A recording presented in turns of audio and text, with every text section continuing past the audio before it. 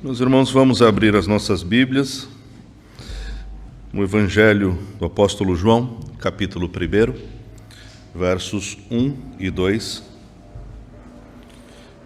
Evangelho de João, capítulo 1, versos 1 e 2. Leamos.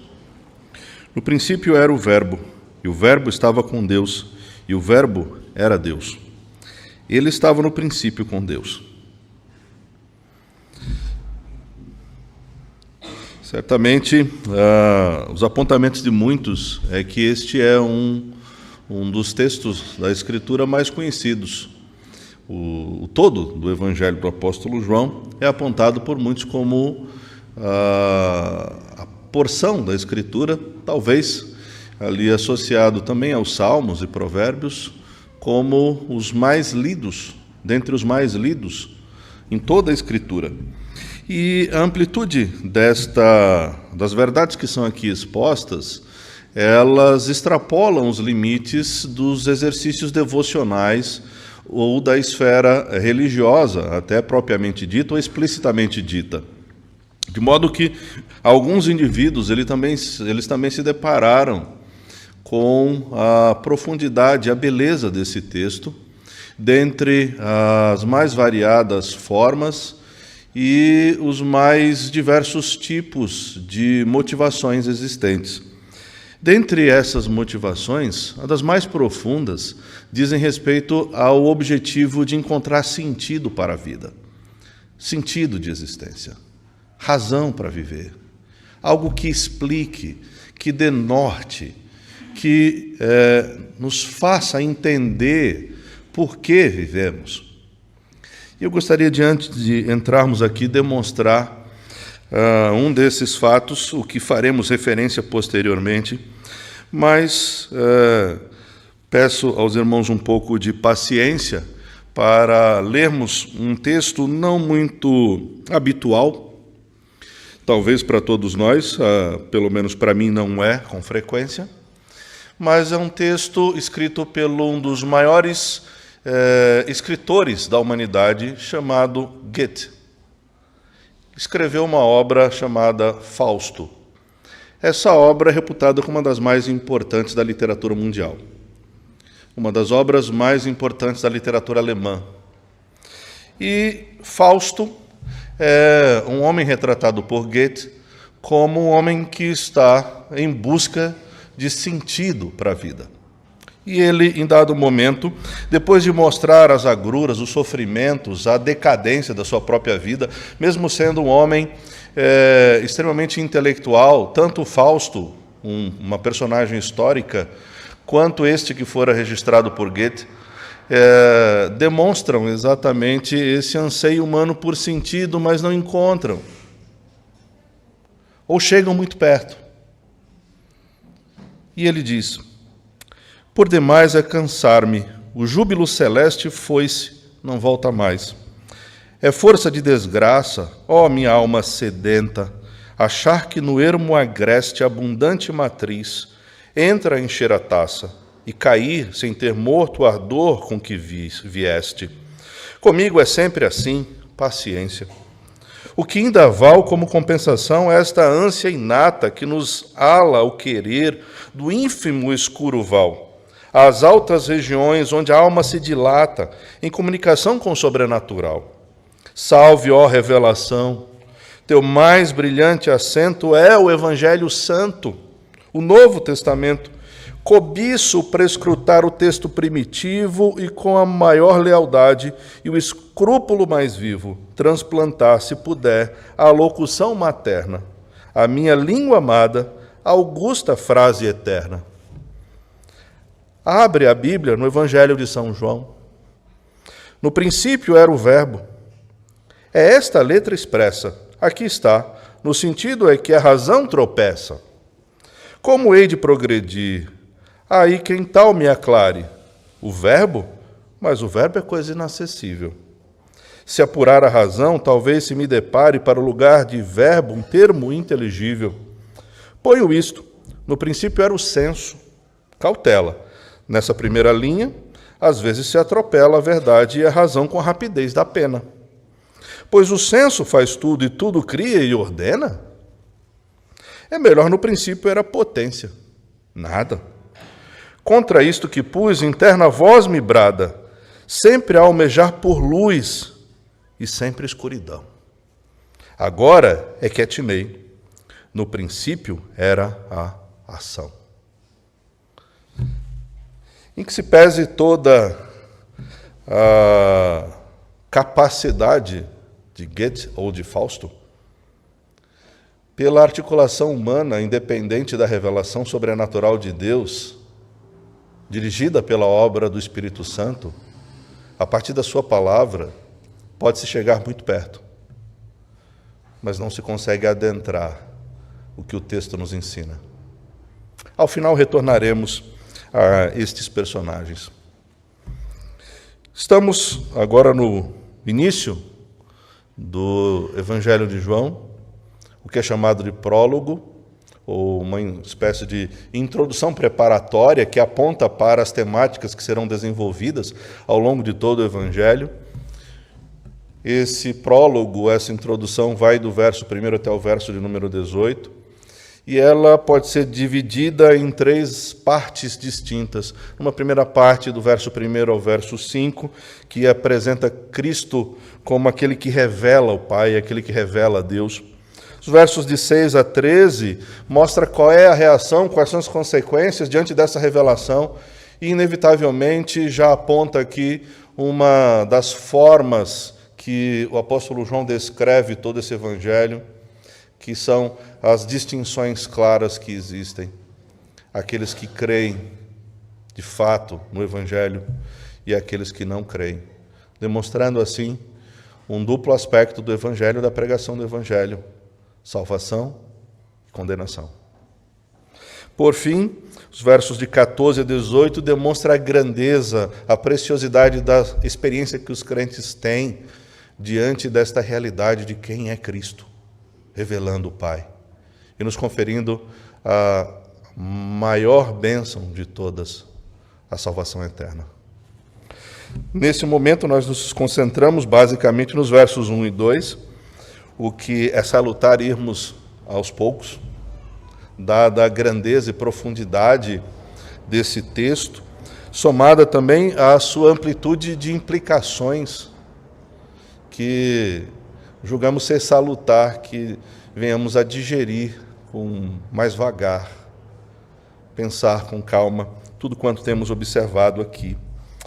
E de pronto já vemos, né, o texto, ele rapidamente a todos nós já nos relembra um outro princípio. Em outro lugar também lemos a expressão no princípio. E todos nós já temos a mente remetida lá para a primeira expressão da Escritura. No princípio criou Deus os céus e a terra. De fato, essa associação não é antinatural de modo algum.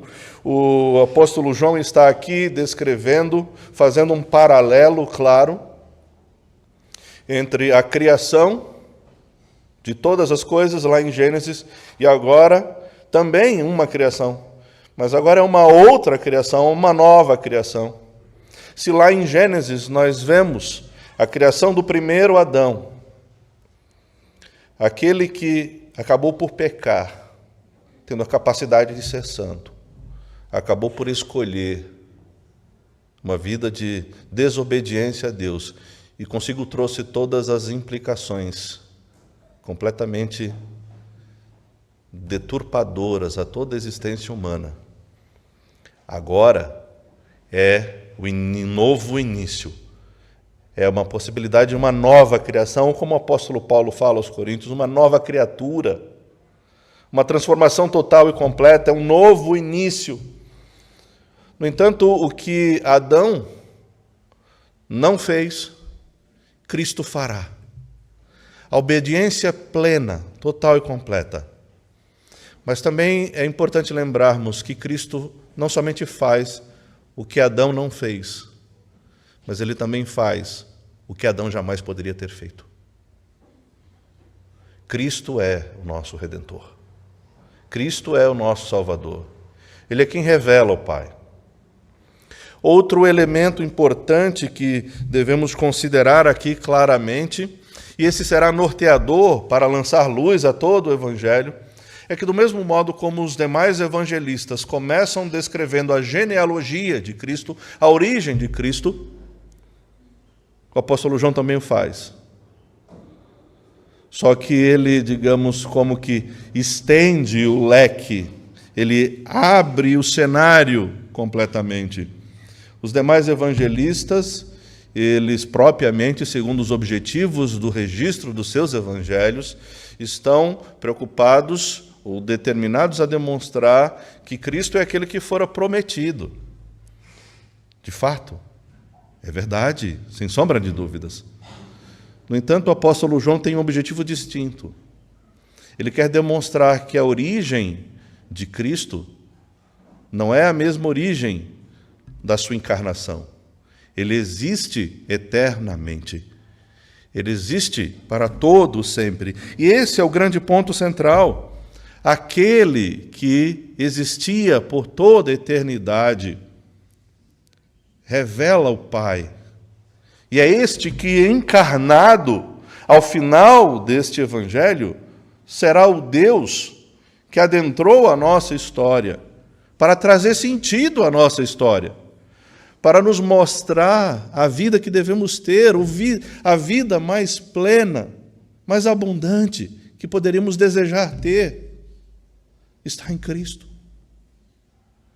Este que é eterno, que não está debaixo das limitações humanas, sejam elas quais forem, até mesmo as limitações temporais. Um aprisionamento ao qual nós não podemos fugir em hipótese alguma. A idade passa, o tempo passa, as limitações vêm ou retornam. O fim está próximo a todos nós. A vida é um sopro. Não passa de um suspiro. Mas o nosso Redentor é eterno.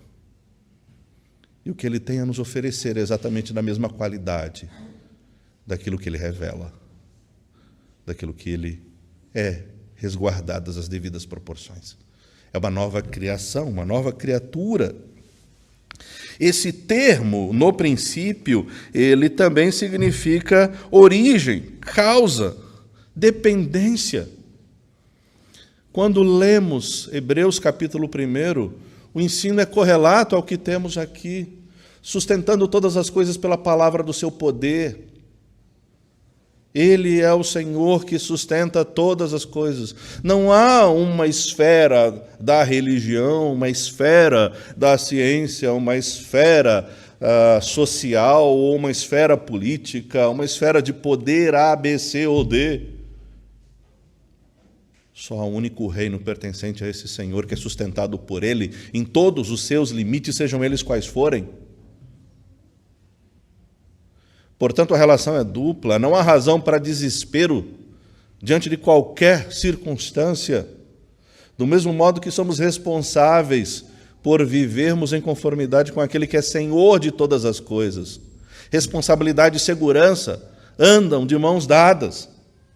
Estamos seguros em saber que a origem de tudo é Cristo, trazendo tudo à existência a partir do nada. O que é curar um câncer terminal de alguém? O que é resolver os problemas financeiros que se avolumam de alguém? E poderíamos descrever tantas e tantas outras coisas que nos fazem sucumbir ao desespero. Contudo, a pergunta mais básica é: por maior que seja o nosso dilema,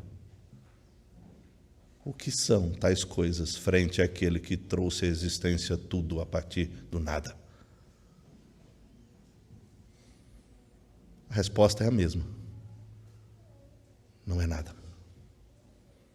Não significa nada. Nada.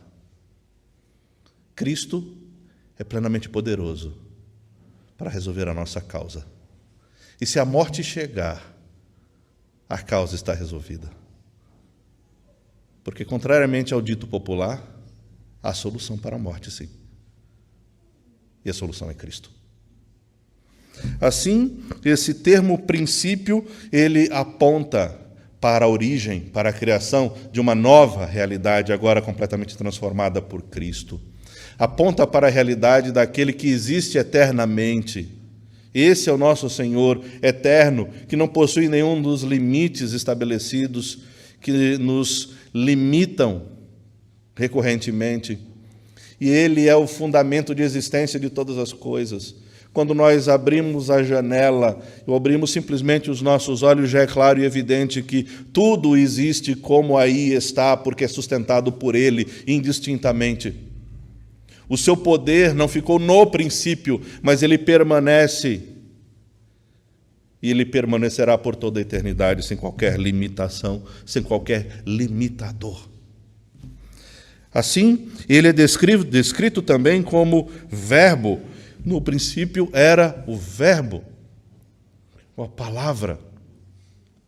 Exatamente quando lemos, mais uma vez, Gênesis, e nós vemos a expressão, e disse Deus. É a ação do verbo como Criador de todas as coisas. Aquele que morreu na cruz em nosso lugar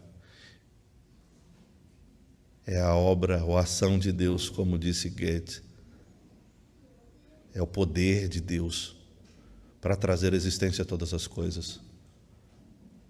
Mas também é o poder de Deus para resgatar e transformar toda situação deplorável. E a mais deplorável delas é a inimizade contra Deus. E essa foi restaurada.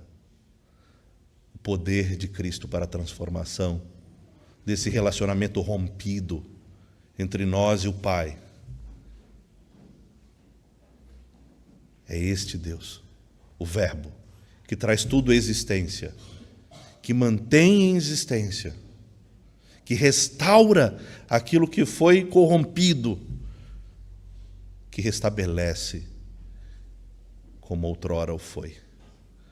O Verbo é o poder de Deus. E nesse sentido também ele deve ser destacado como a própria revelação de Deus, uma vez que a palavra expressa exatamente aquele quem fala. E essa é uma das verdades, talvez, que deveria nos trazer maior nível de preocupação e possivelmente de vergonha até. Porque à medida que abrimos as nossas bocas, nós mostramos quem somos. O nosso modo de falar, a nossa linguagem, as nossas ênfases, os nossos assuntos revelam o que está no nosso coração. O próprio Cristo já disse isso, né? A boca fala o que o coração está cheio. Esse princípio estruturante, ele também é aqui verdadeiro. Cristo, que é a palavra, ele revela o Pai. Portanto, a implicação mais natural é que não há meio de se conhecer a Deus a não ser por Jesus Cristo. Cristo revela o Pai.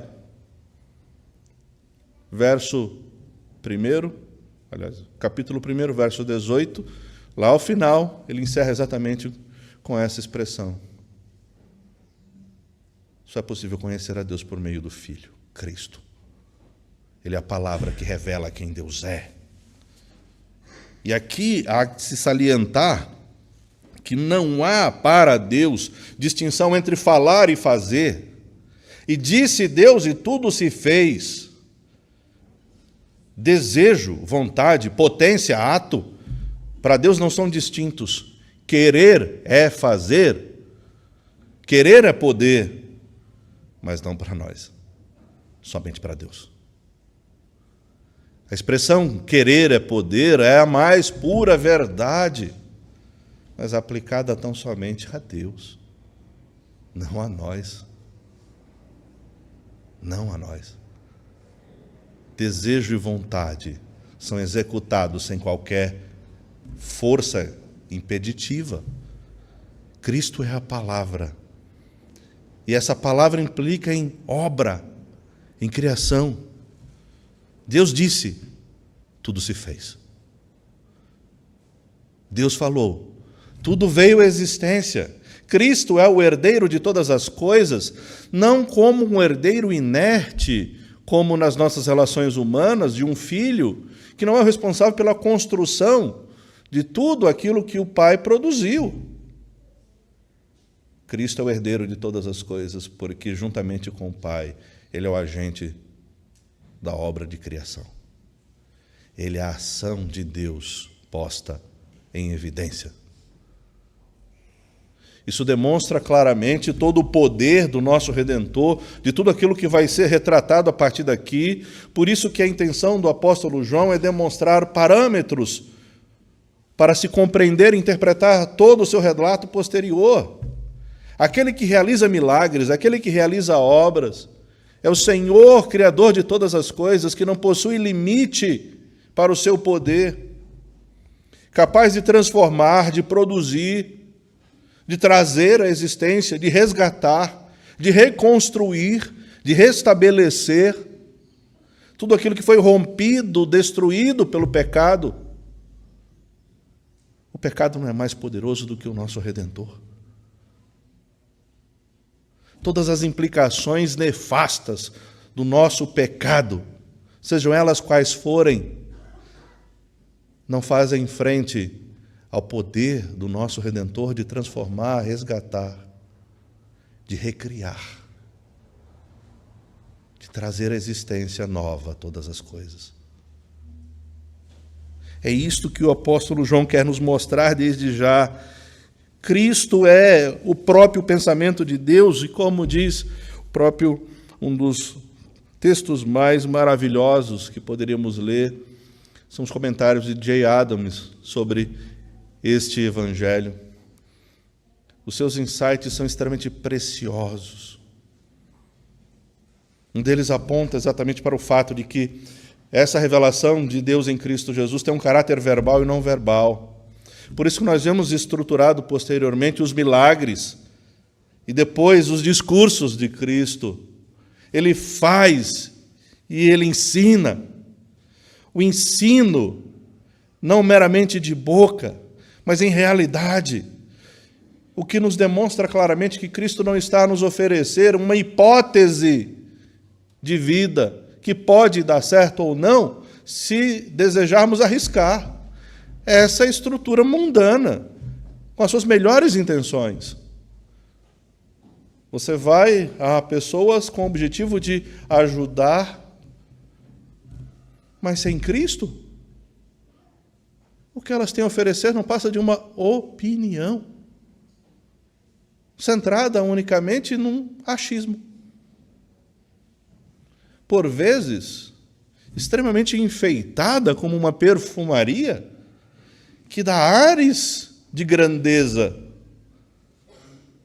mas que nunca funcionou com ninguém, por vezes nem mesmo com os próprios proponentes destes conselhos. Cristo faz e Ele explica. Ele faz diante dos olhos. Explica que isso é possível, porque Ele é Deus. Ação, obra, palavra estão interligados. O que nos traz à tona uma implicação-chave para toda a abrangência da Escritura. O que lemos na Escritura não é apenas uma série de relatos, de palavras, de ideias e conceitos, mas é a mais profundeza, concretude da realidade. Cada linha de toda a Escritura aponta para a realidade mais concreta que sustenta todas as coisas. Não é uma aposta.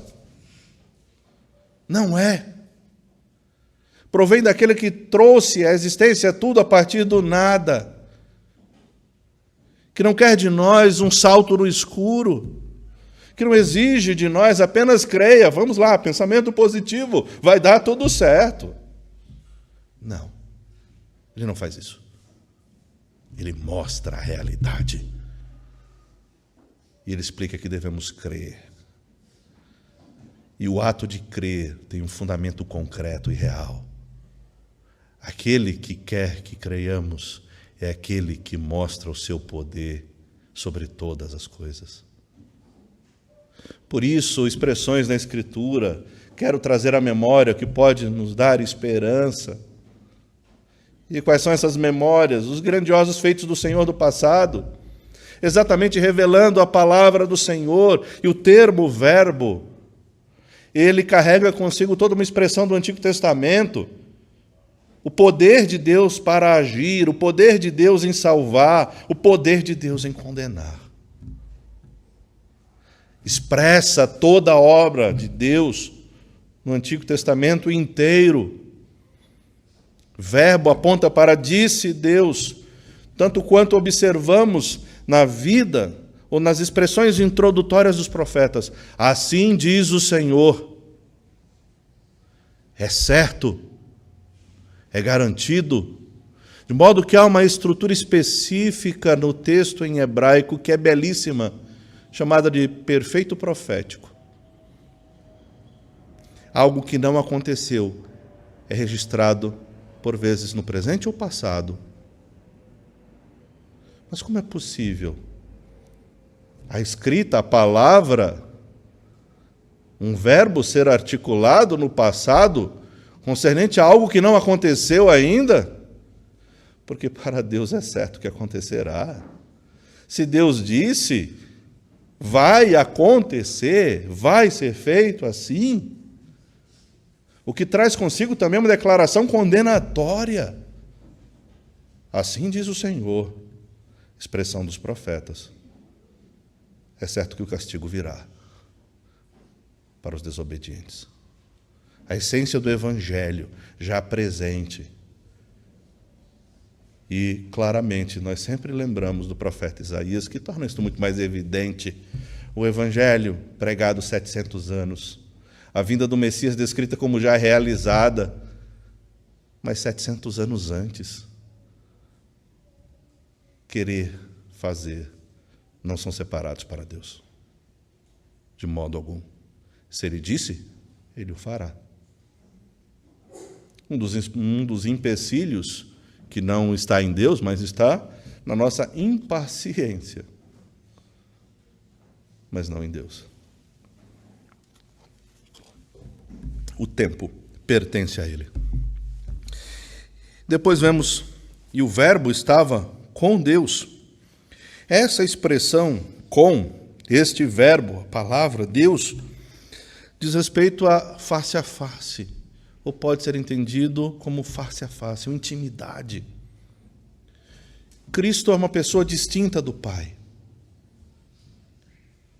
mas ao mesmo tempo há uma unidade.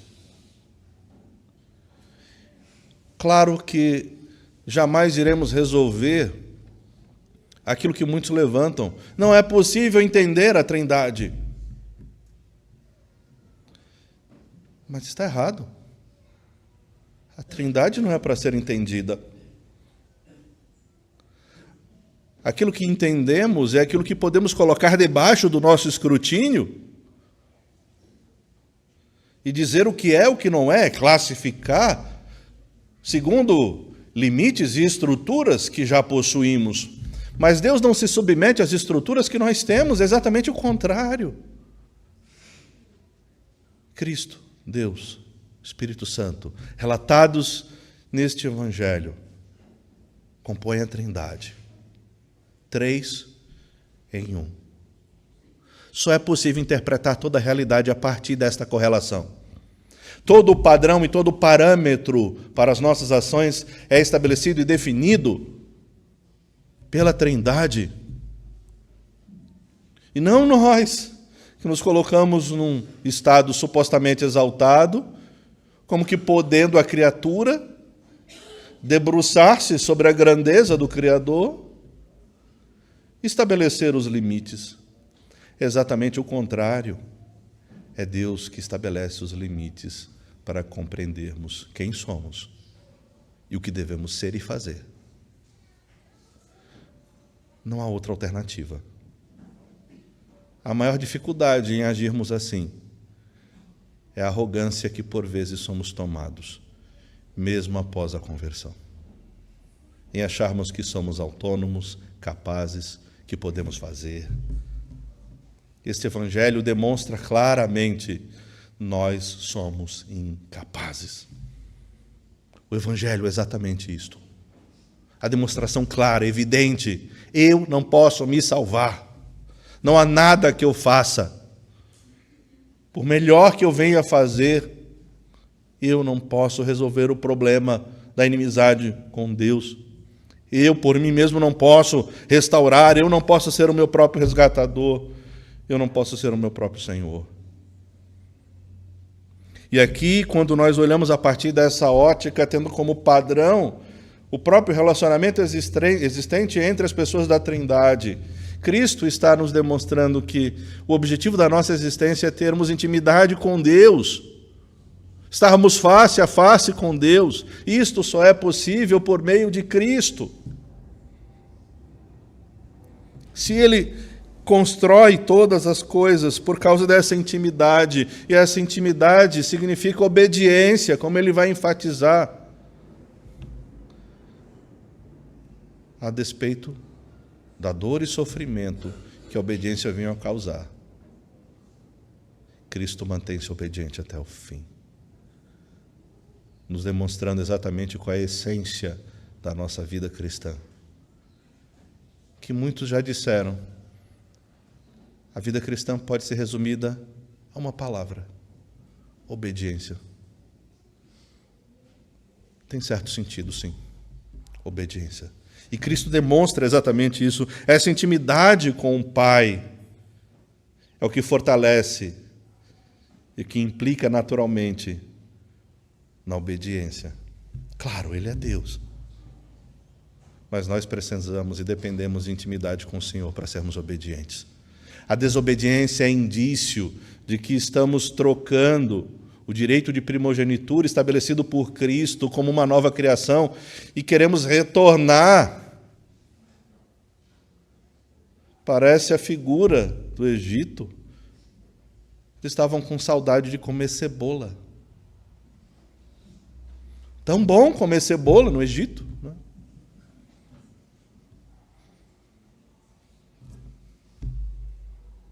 Difícil ter uma expressão para descrever isto. Saudade do Egito, da escravidão, do sofrimento, da dor, chicotada. Que loucura. Não sejamos loucos. No final, ele diz explicitamente: o Verbo era Deus, mesma natureza divina. Não há nada mais elevado para dizer sobre Cristo do que Ele é Deus. Para nós parece algo normal, natural, sem nenhum problema. Cristo é Deus. Mas não esqueçamos, ao longo de toda a história da igreja cristã, o principal alvo de todos os hereges, em alguma medida, sempre foi Cristo e a sua divindade.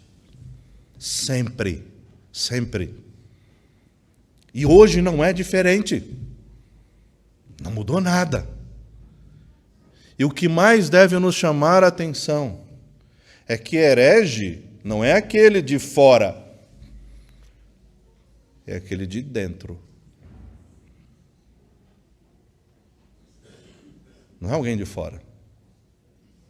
Se ele é de fora, a categoria não é herege, é de uma outra religião.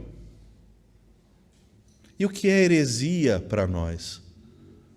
Heresia para nós é aquilo que é disforme em relação à palavra de Deus.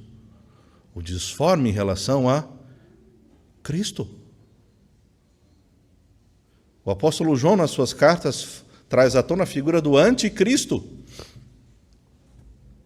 E a sutileza, a sagacidade do discurso humano é que anticristo é registrado, vez ou outra, como um governante extremamente atroz, sanguinário, que mata sem piedade nenhuma. Contudo, o termo anti pode significar uma estratégia ou semelhante, e não alguém que explicitamente se coloca contra Cristo. Mas a estratégia pode ser assemelhar-se o máximo possível a Cristo, com o objetivo de tomar o seu lugar, tomar aquilo que lhe pertence, o senhorio sobre nossa vida. Nesse sentido, o caráter do anticristo que dirige a nossa vida não tem limite. Não tem limite. Dinheiro, poder, posses, reconhecimento dos outros, satisfação individual em coisas que são transitórias, sejam elas quais forem. Alargando esse horizonte, negar a Cristo, negar a divindade de Cristo, seria colocar qualquer outro no lugar que pertence unicamente a Ele. Nós temos essa capacidade, sim, convenhamos. Elegermos um Deus, a nossa imagem e semelhança, que satisfaz os nossos desejos, que está pronto a tempo e fora de tempo fazer tudo o que eu quero. Isso é negar a divindade de Cristo. Ainda que ela não ocorra de um modo articulado intelectualmente como ocorre ao longo de toda a história da igreja cristã e continua acontecendo até hoje. Isto por si só nos daria um curso inteiro para analisarmos as afrontas contra o senhorio de Cristo, contra a divindade de Cristo na história da igreja cristã. Mas para nós é suficiente sabermos que isso não ficou lá atrás e que nós podemos colocar outro no lugar de Cristo erroneamente, ainda que não tenhamos jamais a coragem de negar que Cristo é Deus, explicitamente com os nossos lábios. Por fim, o verso 2, ele reitera, resume, enfatiza para demonstrar exatamente a importância de tudo que ele disse. Ele estava no princípio com Deus. Ele registra mais uma vez isso. No princípio era o Verbo, e o Verbo estava com Deus, e o Verbo era Deus. Assim, nós temos algumas implicações que devemos considerar claramente aqui. Retornemos ao Fausto de Goethe. Fausto, o doutor Fausto, essa personagem verídica, mas como ponto de partida para alguns escritores, até alguns mais recentes, como Thomas Mann, ganhador de prêmio Nobel na Inglaterra, outro alemão, curiosamente muitos na Alemanha. Isto demonstra quem era Fausto. À parte todas as amplas discussões, que não nos cabe aqui de modo algum, Fausto era um homem de amplo conhecimento, que estava em busca de sentido para a vida, encontrar respostas, sentido de existência. E, possivelmente, com uma certa permissão, fazendo uma análise psicológica daquilo que é possível, poderíamos dizer que alguém que estava em busca de sentido, buscando nas mais diversas áreas, conhecedor das mais diversas áreas, inclusive da própria teologia. O curioso é que esse homem, verídico em alguma medida, sim, mas há que se distinguir aquilo que se fala sobre ele daquilo que ele de fato foi, mas o Fausto histórico é um homem vivido em torno do século XVI, na mesma Alemanha de Lutero. Na mesma Alemanha, no mesmo período que ocorre a Reforma Protestante. A ênfase do sola escritura, somente a palavra. Associada aqui, podemos destacar, a ênfase do somente Cristo. Um homem interessado até mesmo em teologia dificilmente não seria conhecedor daquilo que causara tanta revolução na sua própria Alemanha. De um Lutero que é conhecido e representado em quadros como uma pregação eminentemente cristocêntrica. Mas há um problema que perpassa tudo isso. A tentativa humana de dirigir-se a si mesmo. E há um certo caráter, digamos, enciclopédico aqui, interligado a esse sentido de existência, que podemos resumir. Não é pelo acúmulo de informação na minha cabeça que eu vou encontrar razão para existir, de fato. Não é porque essa autonomia da razão, que, por sinal, ganhará ampla relevância na própria Alemanha posteriormente, que dará todo o sentido. Não é. Não é autonomia humana. Goethe, um homem do século XVIII, XIX, também reconhecido pela sua grande intelectualidade nas mais diversas áreas. Por vezes, alguns que querem sucumbir à importância de Lutero colocam Goethe como aquele que funda o alemão. Mas os mais honestos não podem negar o fato de que a organização sistemática do alemão moderno surge quando Lutero traduz o Novo Testamento. Não tem saída. O fato mais importante é que Goethe, ele teve que usar uma língua, uma palavra, que tem a sua origem na Escritura. E não tem saída. O fato que devemos destacar aqui é que ilustram homens em busca de sentido. O fato mais importante é que diz respeito a uma obra, dentre várias outras, certamente, que pertencem ao elenco das obras consideradas clássicas, não somente na literatura alemã, mas de todo o mundo. E qual é o ponto mais importante para nós? Em certa medida, uma obra se torna clássica, porque muitas pessoas leem. E por que muitas pessoas leem? Porque, em certa medida, elas se veem representadas naquilo que elas estão lendo.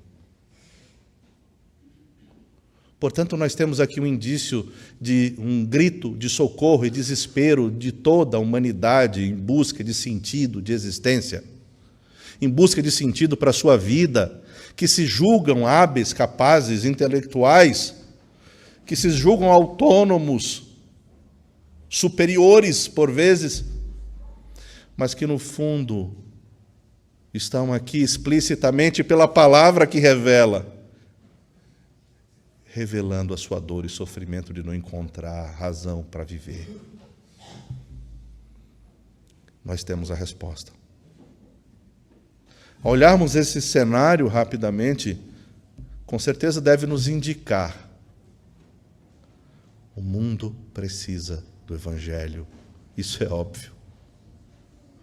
Mas a urgência que temos de pregar o Evangelho, a urgência de mostrarmos a verdadeira razão da existência, tomando como uma amostra, isso demonstra claramente que é um desejo universal, um desejo humano explícito. Por que viver? Para que viver? Qual a razão da vida? Só há uma única resposta: Cristo. Seja intelectual, não muito dado aos estudos, tendo oportunidades ou não, a resposta existencial mais profunda permanece. Qual a razão da vida? Só há uma: Cristo. Também podemos observar aqui claramente que há uma relação entre as obras de Cristo e as obras do Pai. Portanto, no que diz respeito à nossa salvação, é a Trindade envolvida. Em si, nós não somos nada. Mas aprove a Deus enviar o seu Filho para morrer em nosso lugar. E o Espírito Santo para aplicar a obra de redenção na nossa vida.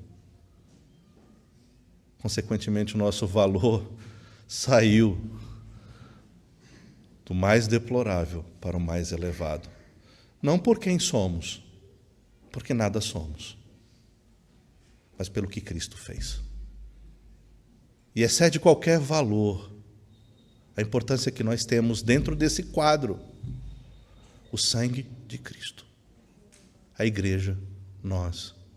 Isso demonstra impulso dos mais diversos tipos para respeito, para integridade individual, para autovalorização.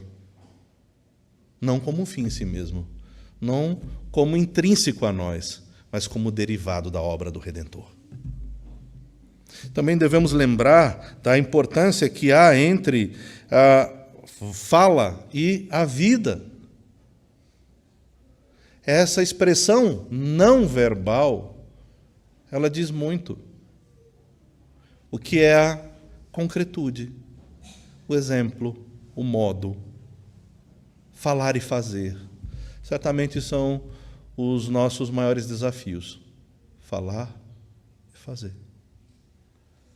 Ser o que de fato cremos. Mas lembremos, a nossa vida expressa o que nós cremos. E nunca há, em certa medida, disparidade entre o que vivemos e o que cremos. O problema é que podemos expressar crenças errôneas. Esse é o problema. Precisamos revisar constantemente a nossa vida e avaliarmos recorrentemente para observarmos se o modo que eu falo, que eu ando, que eu me alimento, que eu como, que eu olho, está em conformidade com o que de fato eu creio que eu sou, resgatado e restaurado pelo sangue do Cordeiro. E, por fim, eu gostaria de, como citei há pouco, a preciosidade daquilo que J. Adams diz, eu gostaria de terminar com alguns apontamentos que ele fala aqui, vislumbrando aquilo que temos desejado, especialmente o reverendo Samuel tem trazido recorrentemente, o objetivo de sermos uma igreja conselheira, aconselhadora. E J. Adams nos ensina alguns elementos aqui a partir destes dois versos, como uma aplicação com esse objetivo da igreja, definido pelo nosso pastor. Observemos. Ele fala da importância da comunicação não verbal para o crente, esse que deseja ser um conselheiro. E ele diz: o conselheiro pensará muito sobre os aspectos não verbais da comunicação que envolvem o uso de palavras. Ele não pode deixar de reconhecer que a palavra se tornou carne. Isso lhe diz, além de tudo, que uma revelação não verbal acompanhou a verbal. Embora sua palavra não possa assumir uma qualidade humana como a de Deus, ele, o conselheiro, deve ter certeza de que aprenderá a comunicar a verdade de Deus no aconselhamento por meios verbais e não verbais. Ao prosseguirmos em nossa jornada pelo Evangelho de João, teremos a oportunidade de ver que Jesus realizou sinais e também discursou. Isso é pertinente para o conselheiro, que deve encontrar maneiras de demonstrar o poder da verdade verbal que ele transmite por meio dos resultados não verbais que ela tem na vida daqueles que experimentaram sua capacidade de dar vida. Poderíamos resumir, talvez, da seguinte forma. Lembrando de um cântico antigo. Já fizemos muitas referências a isso, mas vale a pena relembrar. Um cântico antigo que dizia: Jesus Cristo mudou meu viver. Mas se eu não mostro um viver mudado, o que eu estou dizendo vai soar como hipócrita.